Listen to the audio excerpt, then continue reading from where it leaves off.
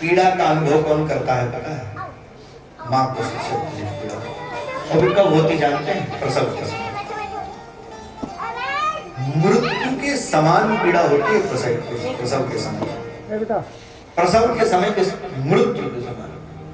बाबू जी इतना समझ सकते हैं आप, जैसे मान लो मृत्यु का अनुभव करके आई हो, इतनी बड़ी पीड़ा होती है उसको, माँ को। ऐसी पीड़ा दे करके हमारा जन्म होता है, फिर भी इस पीड़ा को सहने वाली के प्रति, इसके उद्धार के लिए हमारे अंदर अगर कोई भावना न उत्पन्न हो तो इससे बड़ा दुर्भाग्य होता है। अच्छा चलो, कोई पीड़ा सहा, हम अपना कल्याण कर लें तो उसका ना करें, अपना ही कर लें तो भी ठीक है। अच्छा एक बात बताएं माता, पीड़ा सहने पर भी सुख मिलता है कब? जब अगला व्यक्ति लाभान्वित हो जाए। 10 बजे आपका दरवाजा खटखटाएं, सबने भोजन कर लिया हो, बर्तन का भोजन थाली में हो, अपने लिए लगाया हो आपने, अब और भय नहीं था, तुमने पा लिया, गड़बड़ पा लिया, और आते कह रहे हैं कि माता जी बहुत जोर की भूख लगी है, आप क्या करोगे? अपनी थाली दे दोगे कि नहीं दे दोगे? चलो महाराज आए हैं, हम तो रोजे पाते हैं, अपने दरवाजे पर कोई भूखा भोजन दे देंगे। और जब बिछौने पे जाएंगे तो सुख का अनुभव करेंगे कि दुख का? सुख का अनुभव करेंगे। चलो हमारे दरवाजे पर कोई आया, भूखा नहीं रहा, चलो कोई तो पा लिया। आपको बहुत सुख मिलेगा, भूखे रहते हुए भी भोजन करने से ज्यादा सुख मिलेगा कि चलो हम आज किसी के काम आ सके। लेकिन वही भोजन सवेरे नाली पर बिखरा मिलेता, दुख बढ़ जाएगा। अरे नहीं पाना था तो बता देते, कम से कम हम ही पा लेते। तुम्हारे लिए हम कष्ट सहे, मेरे कष्ट सहने का भी तुम कोई लाभ नहीं ले पाएगा। इसी तरह से है, माता पिता हमारे लिए कष्ट सहते हैं। यह शरीर यहाँ तक की यात्रा, पता नहीं कितने लोगों का सहयोग है तब ये शरीर यहाँ तक पहुंचा है। ज्ञात लोगों का तो जानते हैं, पर सत्यता से विचार किया जाए तो न जाने कितने अज्ञात लोगों ने हाथ पकड़ा है कि नहीं? बस चढ़ते उतरते न जाने कितनों ने हाथ बढ़ाया है।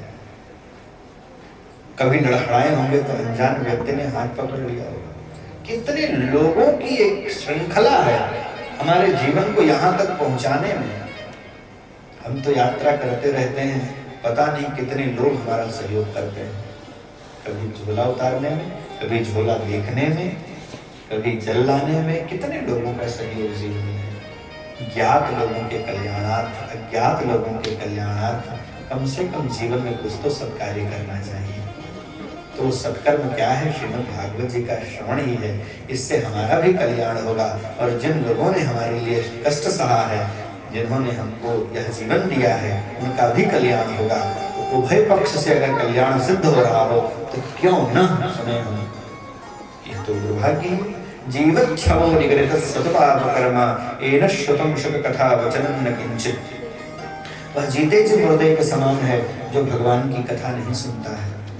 धिक्तम नरम, ऐसे नर को धिक्कार है, ऐसा नर पशु के समान है। एवं वदन्ति दिव्यदेव समाज मुख्याः, देव समाज में उसकी भर्त्सना होती है, उसको बड़ा धिक्कारित किया जाता है। इसलिए श्रीमद् भागवत श्रवण में कभी प्रमाद नहीं करना चाहिए।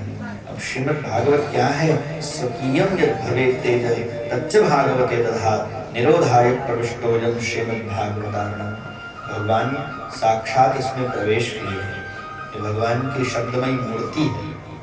जैसे काष्ठ की मूर्ति होती है, स्वर्ण की मूर्ति होती है, मिट्टी की मूर्ति होती है, पत्थर की मूर्ति होती है, वैसे भगवान की जब शब्दमयी मूर्ति बनी, अक्षरमयी मूर्ति बनी, उस मूर्ति का नाम है श्रीमद् भागवत, है कि नहीं? जैसे राम जी के शिव विग्रह का निर्माण करने के लिए मूर्ति आया नहीं, शिला आई है कि नहीं? गंडकी नदी से, जहां से शालीग्राम भगवान आते, वहां से शिला आई, उससे भगवान श्री राम जी का सपरिकर श्री राम जी के विग्रह का निर्माण कराया जाएगा। तो वह भगवान की शिलामयी प्रतिमा है, पर शब्दमयी प्रतिमा और शिलामयी प्रतिमा। अच्छा एक बात और है, भगवान अगर शिलामयी प्रतिमा बनेंगे तो अयोध्या जाना पड़ेगा दर्शन करने के लिए। भगवान शब्दमयी प्रतिमा बन गए, क्यों? क्योंकि पंडितपुर वालों को आना न पड़े, हम खुद ही चले जाए, है कि नहीं? भगवान खुद ही चल के आए हैं कि नहीं आए हैं? कल्पना करो, लेकिन फिर भी भगवान दरवाजे पर आए हैं, भगवान हमारे गांव में आए हैं, फिर भी हमारे पास समय नहीं है। शिला की जो प्रतिमा वो हिलाई थोड़ी जाएगी, वो तो वहीं प्रतिष्ठित हो जाएगी। इसीलिए भगवान शब्दमयी मूर्ति बन गए, अक्षरमयी मूर्ति बन गए कि हम आते जाते रहें, चलते चलते रहें। तेनेयम वाङ्मयी मूर्ति प्रत्यक्षा वर्तते हरे। अच्छा एक बात और है, जो धातुमयी मूर्ति होगी या पत्थर की जो मूर्ति होगी उसमें तो एक ही मूर्ति बनेगी, राम जी की बनेगी। क्या उसमें भगवान विष्णु की मूर्ति बनेगी? राम जी की मूर्ति बनेगी, नृसिंह की बनेगी, वामन की बनेगी। पर श्रीमद् भागवत क्या वाङ्मयी मूर्ति। श्रीमद् भागवत जी में तो नृसिंह के चरित्र का वर्णन है, वामन के चरित्र का वर्णन है, कच्छप के चरित्र का वर्णन है, मत्स्य भगवान के चरित्र का वर्णन है। यहाँ तो 24 अवतारों का वर्णन है ना। तो केवल ये एक मूर्ति नहीं है, वाङ्मयी मूर्ति, भगवान की सारी मूर्तियां इसमें विराजमान है। जो शब्दमयी मूर्ति बनती है उसमें एक मंदिर में तो एक ही मूर्ति होती है ना, चाहे राम जी की होगी चाहे भगवान विष्णु की होगी। पर जो श्रीमद् भागवत जी हैं इसमें सारी मूर्तियां विराजमान हैं। और सबसे बड़ी बात है कि ये सचल हैं, चलती रहती हैं, जगह जगह जाकर के लोगों का कल्याण करती रहती हैं। तेनेयम वाङ्मयी, बड़ी भाव आ गया। तेने ये बात मैंने कभी कही नहीं है, न कहीं पढ़ी है, मैंने यहाँ श्लोक लिखा है, उसी का अर्थ मेरे मन में एक नया भाव आया है एकदम। क्यों बात सत्य है नहीं? तेनेयम वाङ्मयी कितनी बार श्लोक बोला होगा? 15-16 साल हो गए, 18 साल हो गए कथा कहते कहते। ये श्लोक वही है, पर आज ये अलग अर्थ निकल रहा है और शायद बिल्कुल शास्त्र सम्मत अर्थ है, कोई अनर्गल अर्थ तो है नहीं। इसमें सारे चरित्रों का वर्णन है, तो सभी मूर्तियां इसमें विराजमान है कि नहीं? तेनेयम वाङ्मयी का अर्थ समझ में आया। तेनेयम समझ में क्या है, समझा दिया भागवत जी, तो स्वयं अर्थ बोध कराती है ना। तेनेयम वाङ्मयी मूर्ति प्रत्यक्षा वर्तते हरे। प्रत्यक्षा, अच्छा प्रत्यक्षा का भी अर्थ समझ में आ रहा है। वो जो मूर्ति का दर्शन करने जाओगे तो पुजारी महाराज कब पर्दा कर देंगे कोई भरोसा नहीं है। पर श्रीमद् भागवत जी की जो मूर्ति है ये प्रत्यक्षा हमेशा खुली रहती है।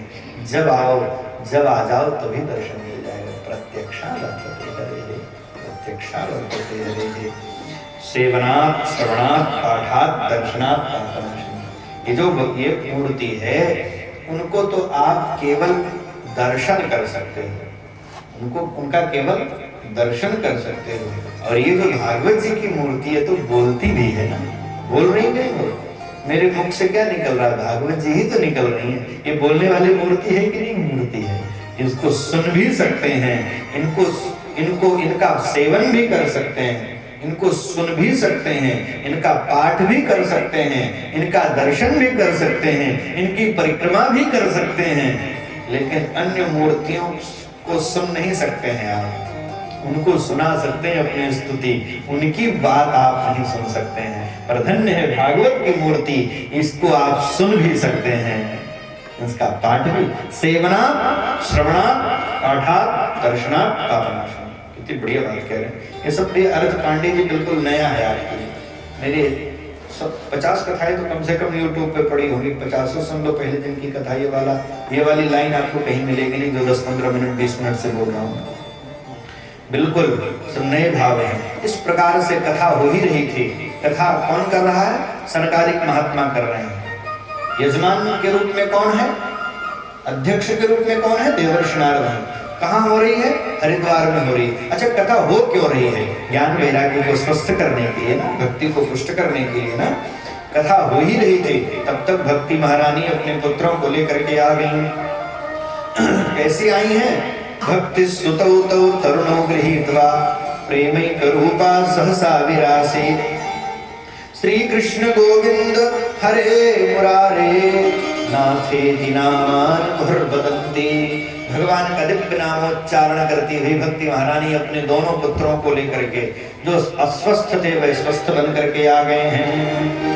श्री कृष्ण गोविंद हरे मुरारे नाथ नारायण वासुदेवा।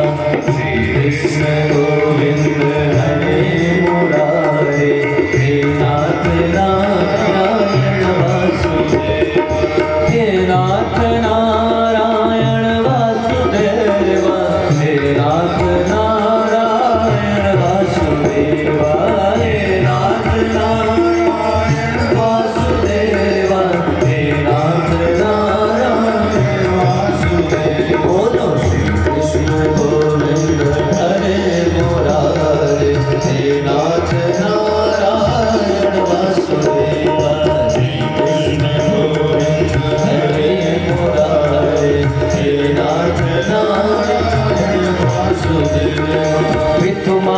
स्वामी सखा हमारे, विकुमार स्वामी सखा हमारे, हे नाथ नारायण वासुदेवा, हे नाथ नारायण वासुदेवा, हे कृष्ण गोविंद हरे मुरारे, हे नाथ नारायण वासुदेवा।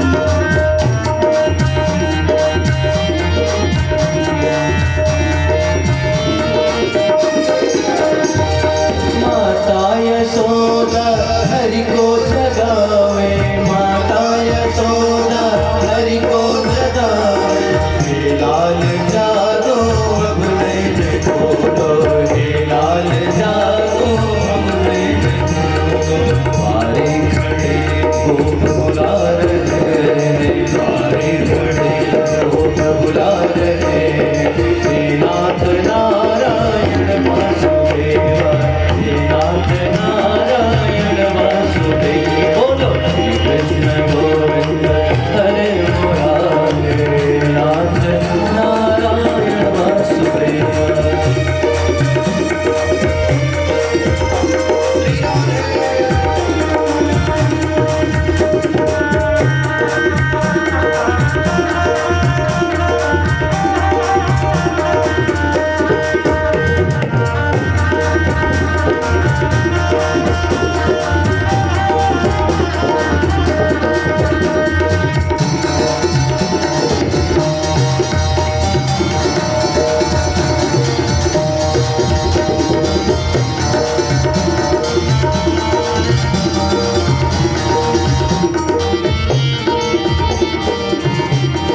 हरे मुरारे, श्री कृष्ण गोविंद हरे मुरारे, हे नाथ नारायण वासुदेवा, हे नाथ नारायण वासुदेवा, हे नाथ नारायण वासुदेवा, हे नाथ नारायण कृष्णा।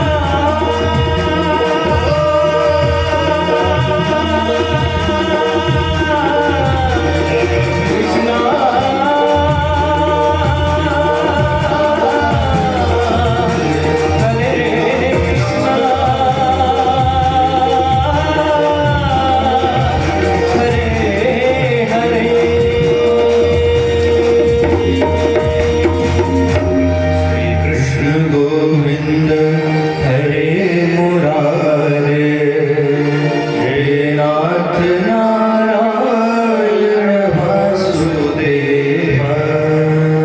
भक्ति, सुंदरी भक्ति अपने पुत्रों को लेकर के भगवान नाम संकीर्तन करते हुए कथा में प्रकट हो गई। एक बात और ध्यान रखिएगा, भक्ति आई है और कैसे आई है? कीर्तन करते हुए आई है। भक्ति जब भी आएगी कीर्तन के साथ ही आएगी, और भक्ति आप में भी तभी आएगी जब आप कीर्तन के साथ हो। बिना भगवान नाम संकीर्तन किए हुए आप में भक्ति आ ही नहीं सकती है। और भक्ति को देख करके सभा के मध्य में सब लोग आश्चर्यचकित हो गए कि भक्ति कहाँ से आई है, कैसे प्रविष्ट हुई। सनकादिकों ने कहा कहाँ से आई हो? उन्होंने कहा कथार्थतः निष्पत्तो धुना, अभी मैं कथा से प्रकट हुई हूँ। भक्ति ने कहा कलयुग में प्रायः नष्ट हो चुकी थी, मैं भी वृद्ध हो गई थी, पर आपने कथामृत से सींच करके मुझे और मेरे पुत्रों को स्पष्ट कर दिया। पर एक बात और है, हम चाहते हैं कि कथा अनवरत चलती रहे। हम कहाँ बैठे हमें बता दीजिए।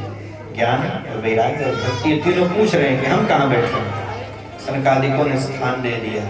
कहाँ बैठे? पहले जो श्रोता दत्तचित्त होकर के सुन रहे हैं ना, हे ज्ञान, हे वैराग्य, हे भक्ति, इन्हीं के हृदय में प्रवेश कर जाओ और वहीं बैठ करके भगवान की कथा सुनो। इसका क्या अर्थ हुआ कि कथा सुनने से ज्ञान भक्ति वैराग्य स्वस्थ हो जाते हैं और हमारे चित्त में स्थान ले लेते हैं, हमारे में जगह बना लेते हैं। कथा सुनने वाले के जीवन में ज्ञान वैराग्य और भक्ति आ जाते हैं, है कि नहीं? स्थायी ज्ञान, स्वस्थ ज्ञान आ जाता है, स्वस्थ वैराग्य आ जाता है और स्वस्थ भक्ति आ जाती है। भक्ति भी स्वस्थ होनी चाहिए। स्वस्थ का मतलब शास्त्र सम्मत होनी चाहिए, है कि नहीं? अगर भक्ति शास्त्र सम्मत नहीं है तो उससे कभी आपका कल्याण होने वाला। भक्ति का मतलब है नहीं कि मनगढ़ंत देवता पैदा कर लो और मनगढ़ंत पूजा कर लो। इस देश में लोगों ने कोरोना माई पूजा कर ली, बताओ। देवों का आप लोगों ने उनको भी चढ़ा दिया था। भक्ति का मतलब ये नहीं है कि आप कुछ भी कर लो तो वो भक्ति है। पूजा का मतलब ये नहीं कि आप कुछ भी कर लो तो पूजा है। पूजा भक्ति शास्त्र सम्मत हो, विधि सम्मत हो तो ही आपका कल्याण करेगा। ध्यान रहे, आकृति बना लेने से आपको फलश्रुति नहीं मिल सकती। उसमें गुणधर्म भी तो होना चाहिए और योग्यता भी तो होनी चाहिए।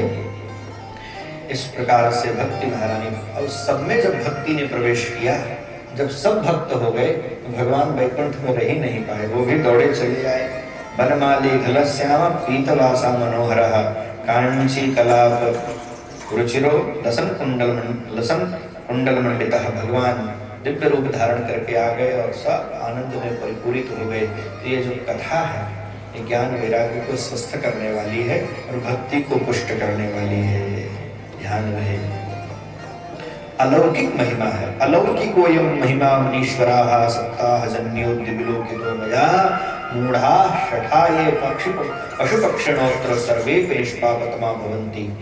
श्रोताओं, जहाँ श्रीमद् भागवत जी की कथा होती है ना, अत्यंत पाप कर्म में संनिरत लोग हो, मूर्ख हो, दुष्ट हो, पशु हो, पक्षी भी, जहाँ भगवान की कथा होती उस परिवेश में मैंने पशु पक्षी भी जो हैं वो भी निष्पाप हो जाते हैं अगर उनके कान में भी भगवान की कथा पड़े, इनका भी कल्याण हो जाता है।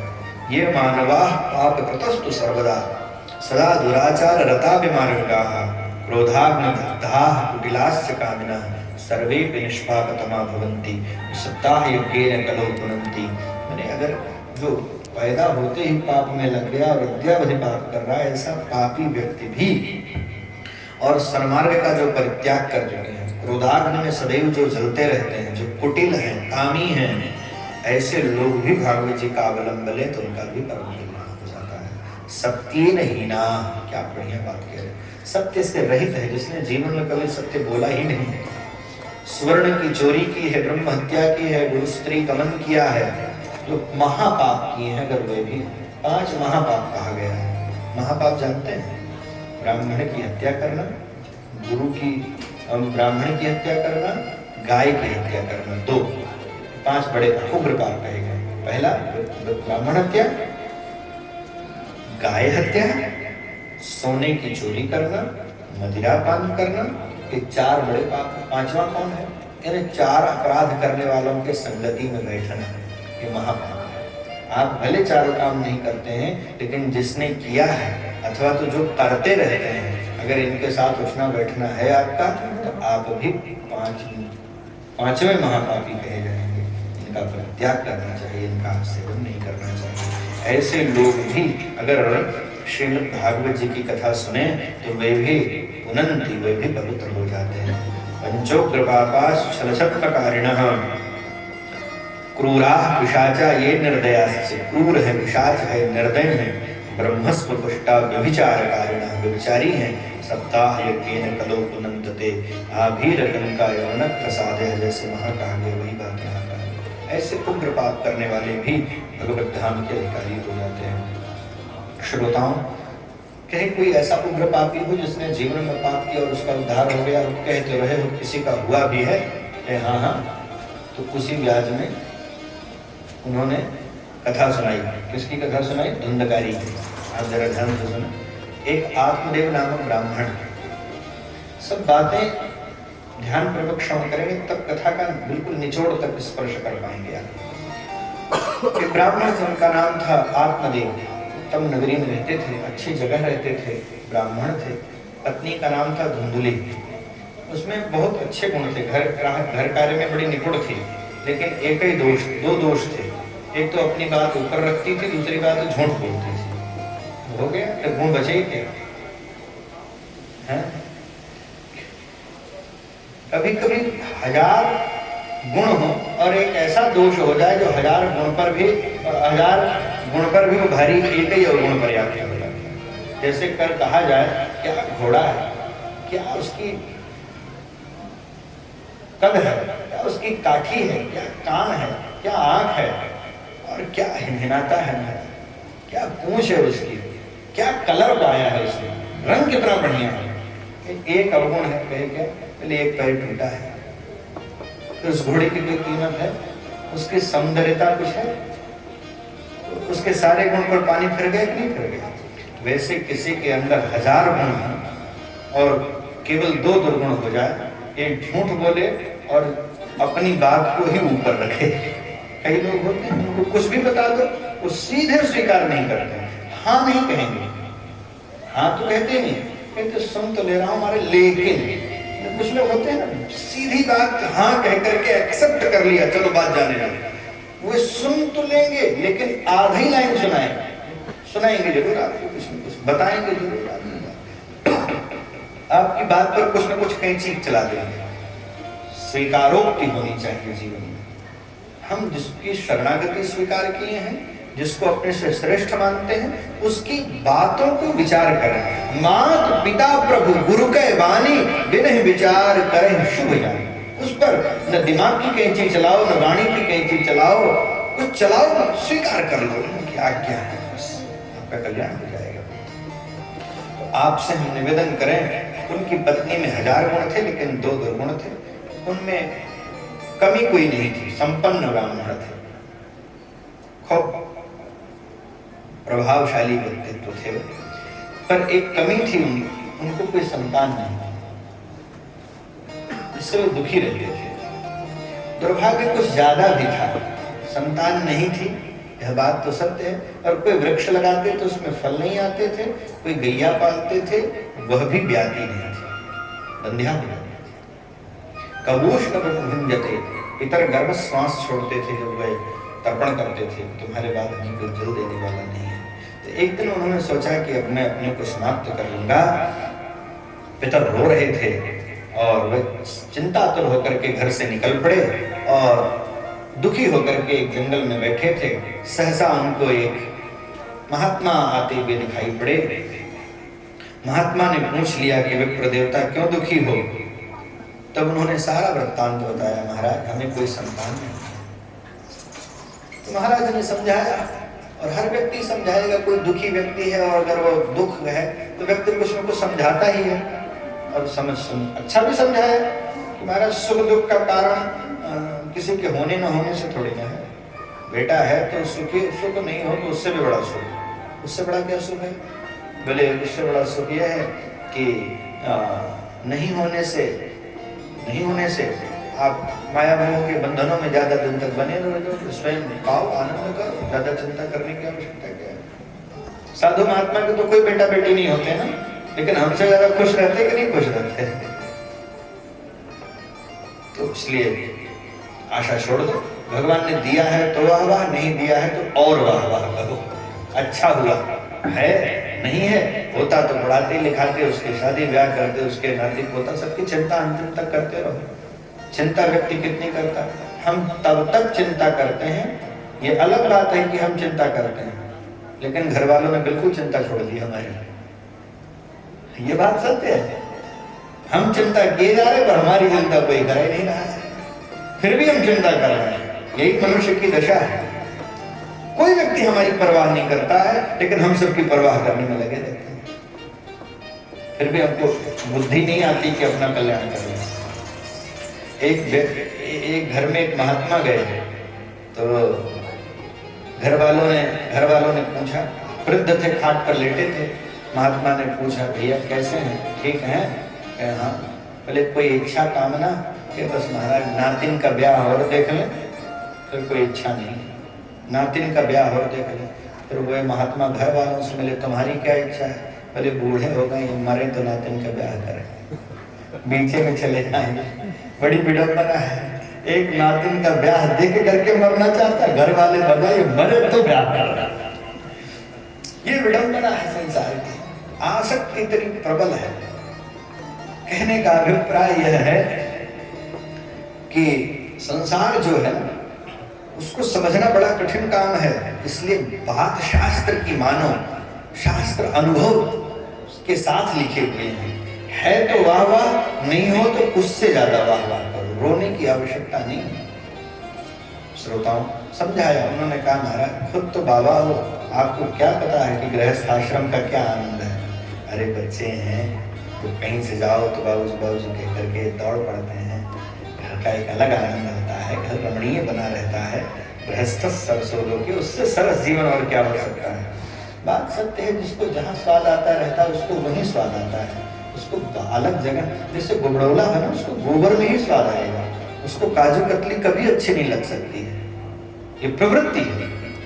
वैसे हम संसारी ना ये गुबड़ौली तरह हो गए, हम भी उसमें हैं, ऐसा नहीं कि हम आप ही को कह रहे हैं, बुरा ना मानना बोला। पंडित जी लोग पता चले कि सब पंडित वाले नाराज हो जाओ, महाराज जी हम लोग को गुबड़ौला कर रहे हैं, हमारे गाँव में आकर के हमें लोगों को ऐसा कहते हैं, हमें करनी चाहिए गलत, हम अपने को इंक्लूडेड बाय मी, ओके। तो हम सब इसी तरह से हैं, हम लोगों को संसार के सुखों में ही रस आ रहा है, लेकिन और ये सबसे बड़ी बात ये है कि रस भी यही आ रहा है, इससे बढ़िया वाला रस जो है वो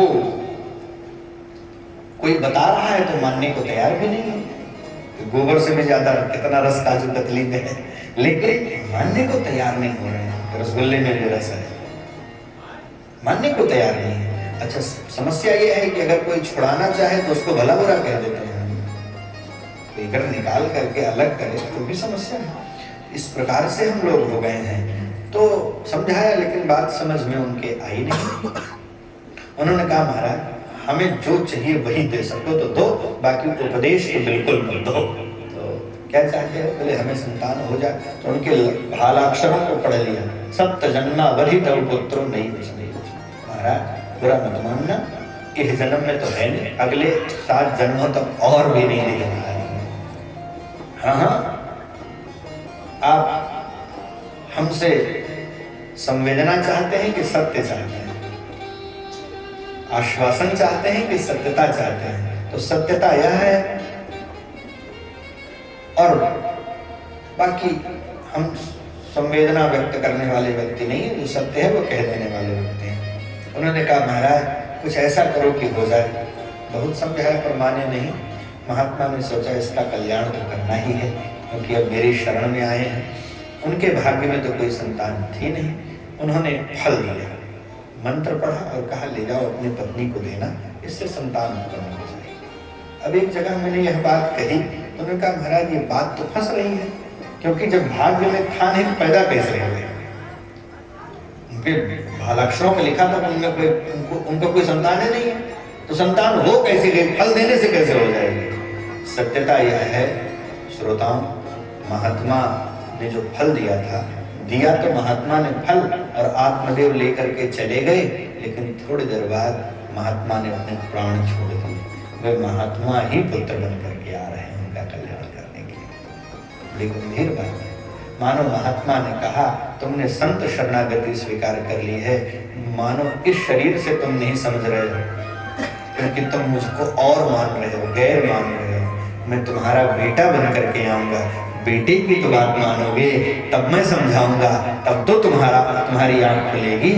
साधु ऐसे होते हैं, सद्गुरु वही होता है जो अंतिम तक आपका हाथ पकड़े रहे, आपका हाथ छोड़े न। सद्गुरु वही है। तुम जब तक तुम बदल नहीं जाओगे, जब तक तुम में वो किरण उग नहीं जाएगी, तब तक वे लगे रहते हैं। संसारी साथ छोड़ देता है, सद्गुरु साथ नहीं छोड़ते हैं। प्रयास जारी रहता है। उन्होंने अपनी पत्नी को फल दिया और पत्नी को बताया कि इसको पाओगे तो हमारे घर किलकारी गूंजेगी। सत्यम शौचम दयादानम एक भक्तम तो भोजनम। पर नियम है, देखो कभी कभी दवा से लाभ तो होता ही है, पर दवा और परहेज अगर दोनों का युग्म हम लोग अनुपालन कर लें तो दवा भी जल्दी लाभकारी हो जाती है कि नहीं? आजकल क्या है, यही तो है। हम लोग किसी महात्मा के पास में गए और उससे कुछ उपाय पूछा, उपाय तो पूछ लिया पर परहेज न पूछते हैं और बता भेजे तो अनुपालन नहीं करते हैं, इसलिए सब बातें अब प्रभावकारी नहीं हो रही। आयुर्वेद की दवा क्यों नहीं लोग लेते हैं? अंग्रेजी दवा में परहेज कम है, उसको खाते का इसलिए लोग, और आयुर्वेदिक दवा उससे सस्ती है लेकिन उसमें परहेज के बिना काम चलने वाला है नहीं, इसलिए उसको कोई लेता नहीं। आत्मदेव जी को महात्मा ने फल दिया और परहेज बताया कि अच्छे पुत्र की प्राप्ति तब होगी, फल तो खाएगी तो पुत्र तो हो ही जाएगा, पर अगर संस्कारी पुत्र चाहते हो तो सत्यम, तुम्हारी पत्नी सत्य का अवलंबन ले, असत्य से परहेज करे, सत्य को अपनावे। सत्य पथ्य है और असत्य कुपथ्य है।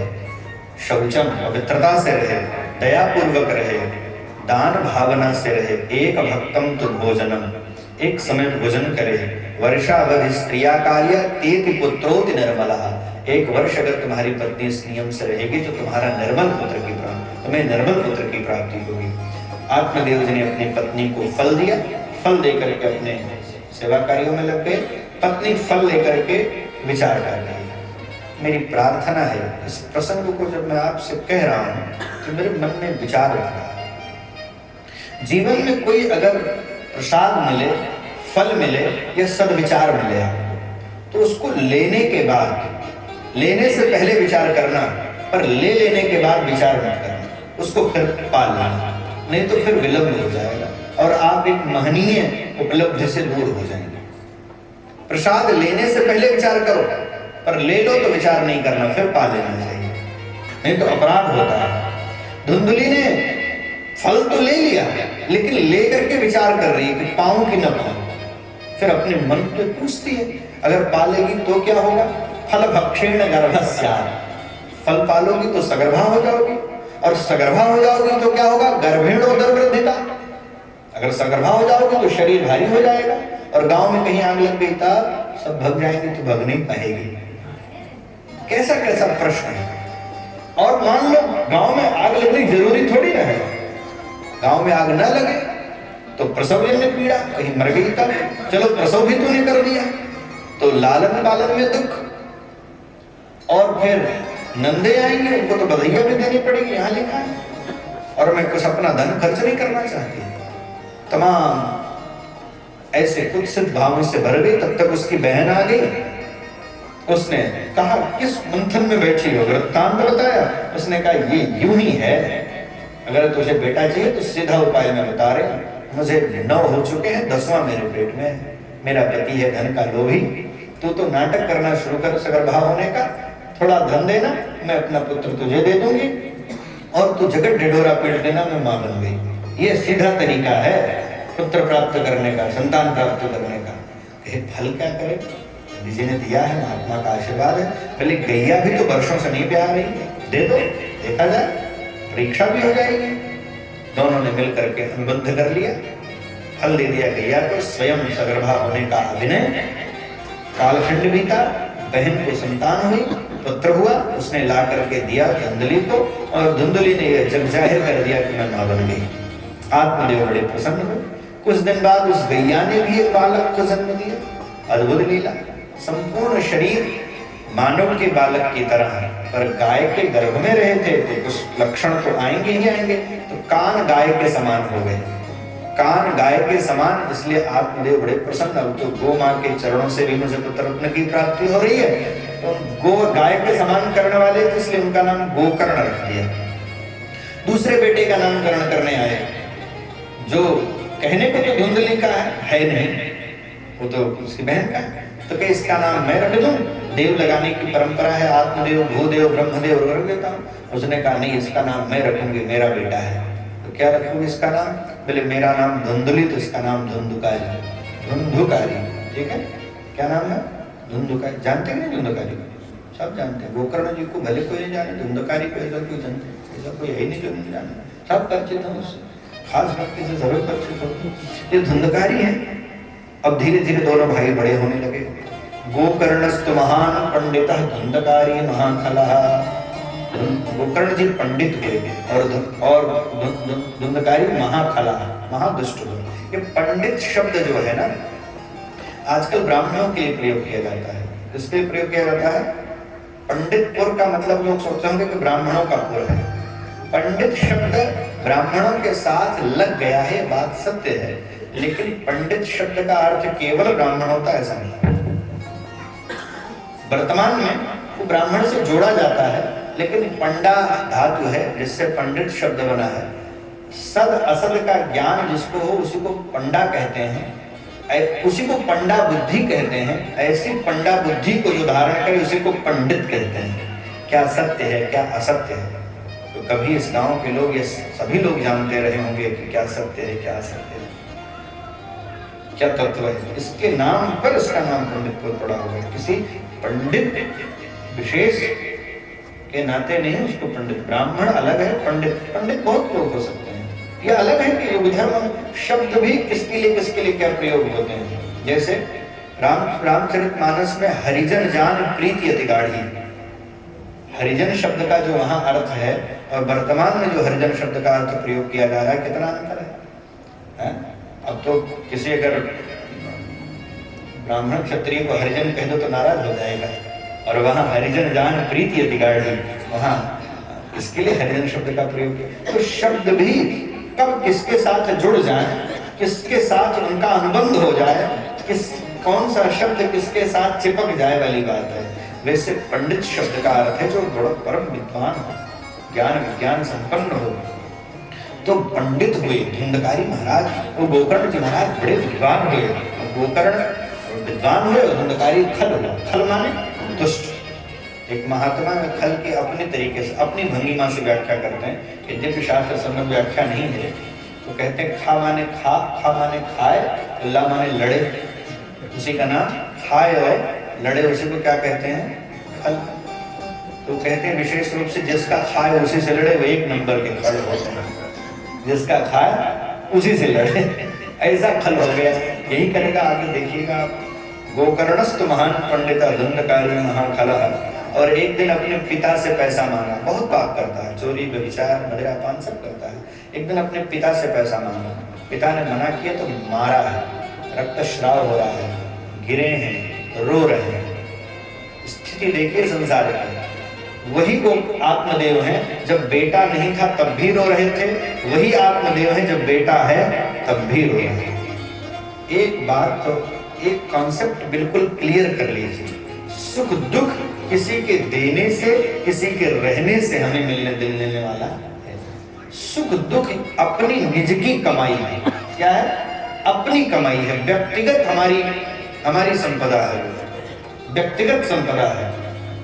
अगर हमने अच्छे कार्य किए हैं तो हम जंगल में भी रहेंगे तो सुख का अनुभव करेंगे, और हमने बुरे कार्य किए हैं तो आपको दुख का अनुभव। अपनी कमाई है।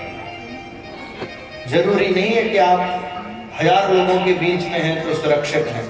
जंगल में भी सुरक्षित हो सकते हैं, 1000 लोगों के बीच में भी असुरक्षित हो सकते हैं। सत्य बताएं, अपने अपने प्रारब्ध के अनुसार ही व्यक्ति सुख दुख भोगता है। अगर यहाँ सुख लिखा है तो सुख मिलेगा, यहाँ दुख लिखा है तो दुख मिलेगा। श्रोताओं सच बताएं, अभी यहाँ की कथा से पहले फैजाबाद शहर में कथा चल रही थी अयोध्या में, तो उससे पहले हमारी कथा गंगानगर थी, राजस्थान, बिल्कुल ठेठ पाकिस्तान बॉर्डर पर। सुख दुख की बात बता रहे हैं, अपने अपने कर्मों की बात बता रहे हैं। तो वहां से हम लोग चले। जिस दिन कथा पूरी हो रही थी उसी दिन चलना था। 9 से 12 कथा थी, फिर 150 किलोमीटर गाड़ी से चल करके ट्रेन पकड़ना था। और टिकट किस में था पता है? एसी डिब्बे में था। किसमें था? एसी में। और सब लोग साथ स्टेशन पहुंचे, थोड़ा जल्दी, समय कम था, और सब लोग साथ चले प्लेटफॉर्म पर महाराज अपने अपने कर्मानुसार की बात है। टिकट भले एसी का था, पर भैया हम तो रह गए पीछे, दौड़ नहीं पाए उतने। बाकी सब साथी बैठ गए एसी में और ट्रेन छूटने वाली थी तो सबसे पीछे गार्ड के पीछे जनरल डिब्बा में बैठे। तो हमारे मनो मस्तिष्क में आया टिकट होने से कोई लेना देना नहीं है, यहाँ आज लिखा था कितनी देर जनरल डिब्बे में बैठना है। सही सब बैठ, क्यों झूठ तो नहीं बोल रहा है, सत्य है कि नहीं? बाद में लोग अगले स्टेशन पे हमारा भी भाग्योदय हो गया, हम भी चले गए, लेकिन एक स्टेशन तक तो हम जनरल में बैठे। इसका मतलब हम बहुत देर तक सोचते रहे।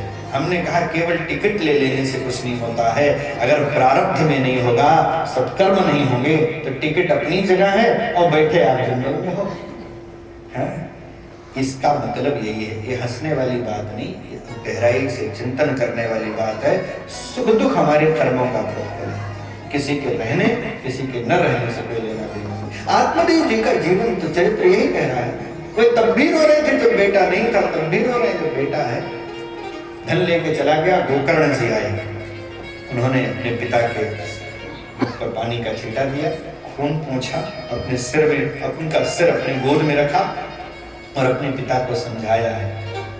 ये पहले भी समझाए थे, तब महात्मा बन करके समझाए थे, तब बात समझ में नहीं आई थी। अब पुत्र बन करके आए हैं, अब पुत्र बन करके समझा रहे हैं। प्रसाद देने के बाद इन्होंने ही शरीर छोड़ दिया था, वही महात्मा पुत्र बन करके आए हैं गैया के पेट से। अब अपने उस समय शिष्य के रूप में समझा रहे थे, इस समय पिता के रूप में उनको समझा रहे हैं। असारे खलु संसारो दुख रूपी विमोहकः स्वतः कस्य धनम कस्य स्नेहवान ज्वलितेदिशम। पिताजी संसार में कौन किसका है? सब अपना अपना भाग्य, अपना अपना कर्म लेकर के आए हैं और सब व्यक्ति एक दूसरे का उपयोग कर रहे हैं। ये हमें आपको लगता है ना कि हमारे लिए जी रहे हैं, ये हमारे लिए है, हम इसके लिए हैं। कोई नहीं है। विचार करना, कभी एकांत में बैठना, जिसको हम बहुत गहराई से समझ रहे हैं ना, ये सब एक दूसरे का प्रयोग कर रहे हैं। मैं आपका प्रयोग कर रहा हूँ, आप हमारा प्रयोग कर रहे हैं। पत्नी पति का प्रयोग कर रही है, पति पत्नी का प्रयोग कर रहा है। ये जितने संबंध हैं हमारे जीवन में, हम सब एक दूसरे का प्रयोग कर रहे हैं और नाम दूसरा दे रहे हैं कि हम तुम्हारे लिए जी रहे हैं, तुम हमारे लिए जी रहे हो, मैं तुम्हारा हूँ, तुम हमारी हो। ये केवल भ्रम है। अकेले आए हैं, अकेले जाएंगे। ध्यान रहे, ये ट्रेन में यात्रा करते हैं ना, अकेले चढ़ते हैं, देख लेना, तुम हमें जगा देना, मैं तुम्हें जगा दूंगा। लेकिन ये सब बातें कोरी रहती हैं, तब तक ये सब बातें रहती हैं जब तक उसका स्टेशन ना आ जाए। अकेले चढ़ा रहता है, अकेले उतर जाता है। जेल में कोई कहे पांडे जी कि मैं तुम्हारे लिए बंद हूँ यहाँ पर, ये बात सत्य है? गले उतरेगी? हैं? जब तक तुम रहोगे तब तक हम साथ देंगे। झूठ बोल रहा है।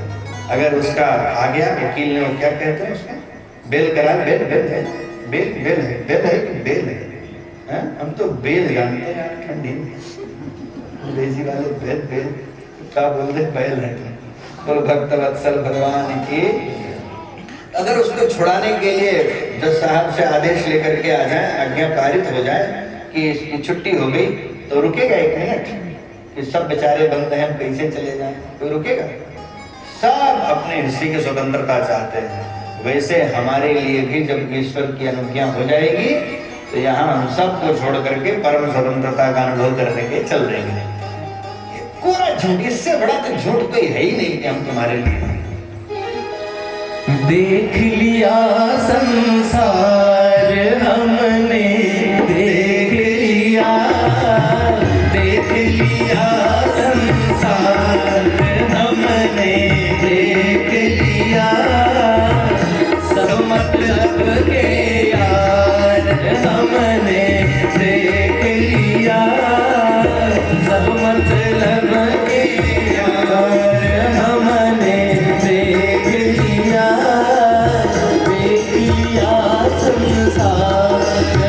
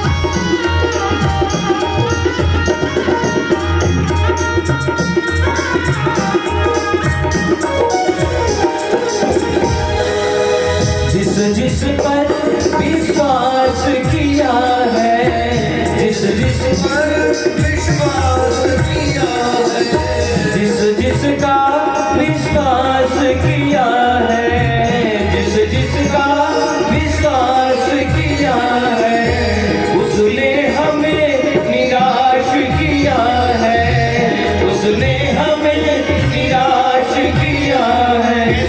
बनकर रिश्तेदार हमने देख लिया, बनकर रिश्तेदार हमने देख लिया, सब मतलब के यार हमने देख लिया, संसार हमने देख लिया।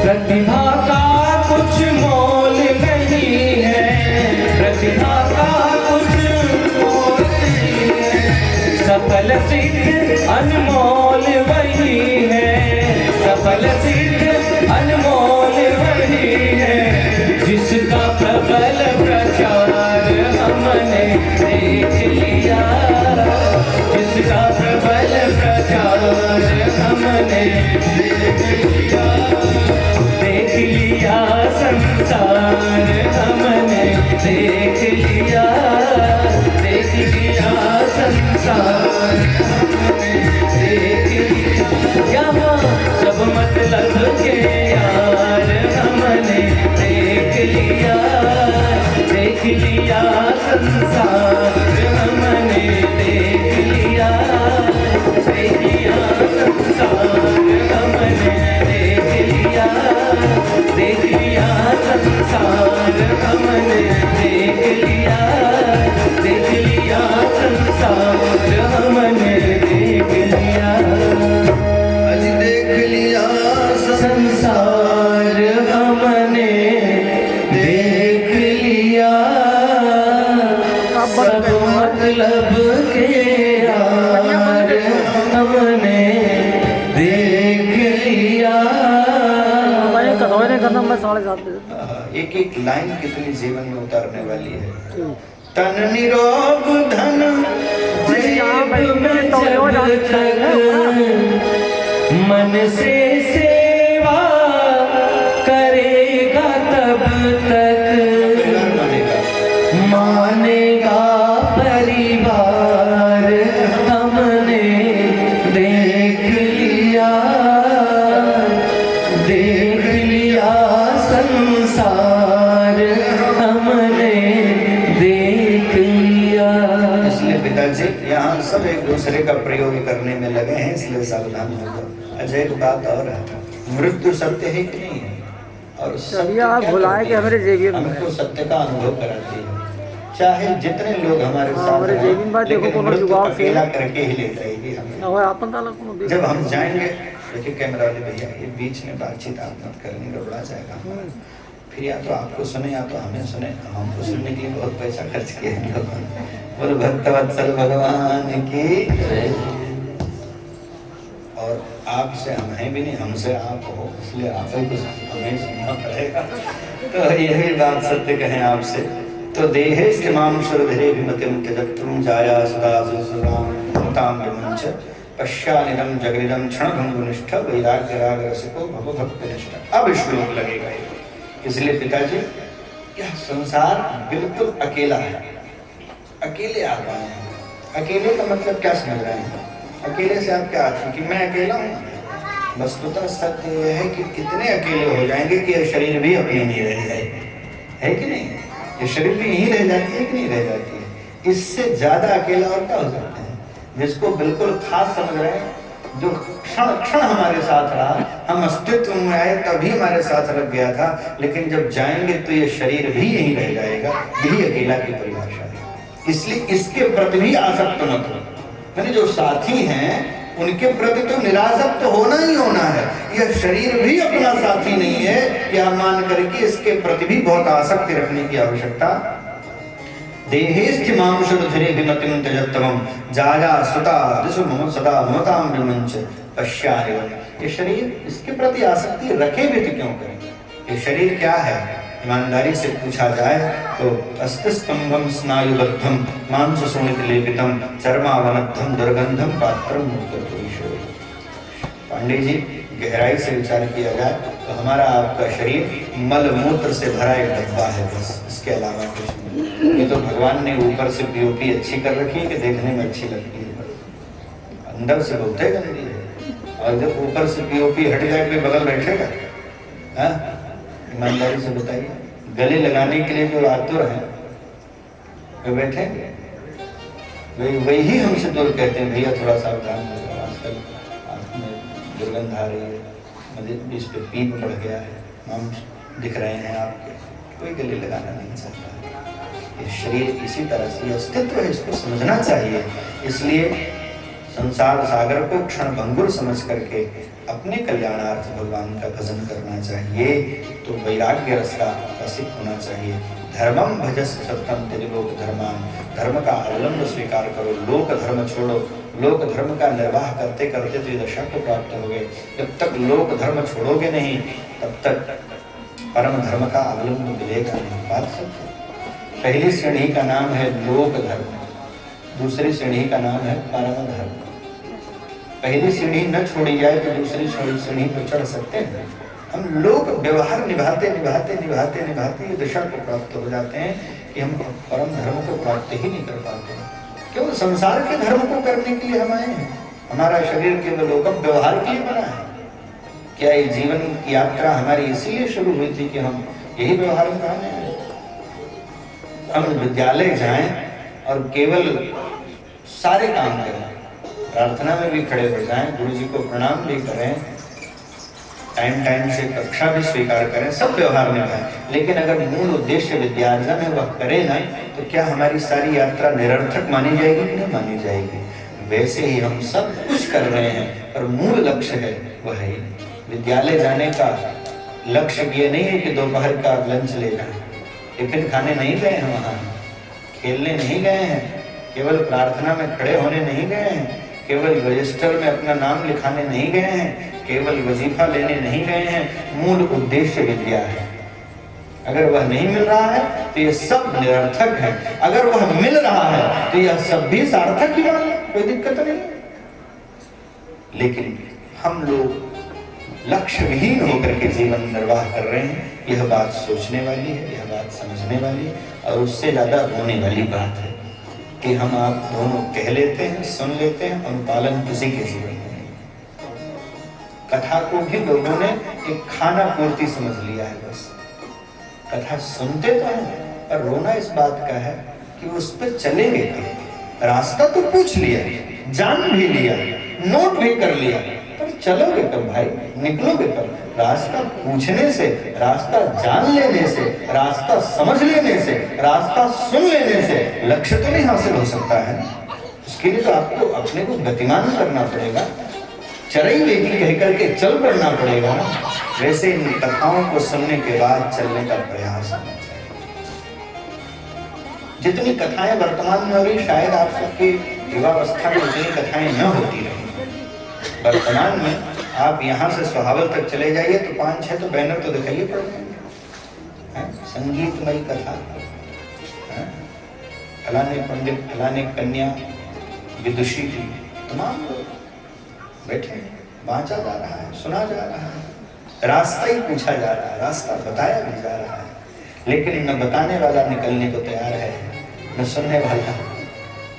यहीं बैठ करके कल्पना लोक में जी लेने से उसके लिए तो निकलना पड़ेगा। तो आपको हम निवेदन करें, इसलिए पिताजी अभी समय है, घर से निकल पड़ो और अपने कल्याण। ऐसा समझाया है पिताजी को, उसी समय वैराग्य हो गया। और आत्मदेव जी घर से निकल पड़े और जंगल जा करके भागवत जी के दशम स्कंद का अवलंब लिया, पाठ किया, क्योंकि कथावाचक थे, जीवन भर कथा किया था, भगवान की कथा के प्रति निष्ठा थी, तो भागवत जी को ही अवलंब बनाया, वही साधना किया। दशम स्कंद का पाठ करते करते भगवत धाम के अधिकारी हो गए।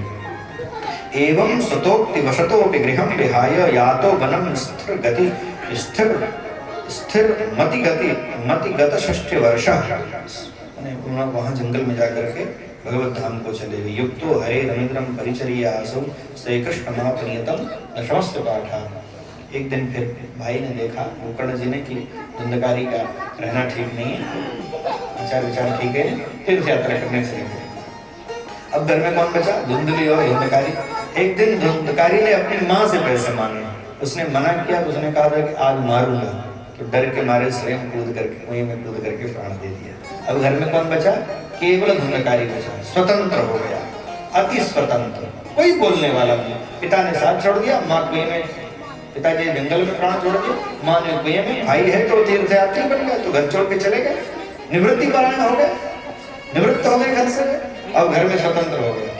और जब अत्यंत स्वतंत्रता हुई तो 5 वेश्याओं को अपने घर में रख लिया उसने। पंचपर्ण वधुप्रदाः, नगर वधूटियों को ले आए, घर में उन्हीं के साथ रहने लगे। देखो मेरे सामने बिल्कुल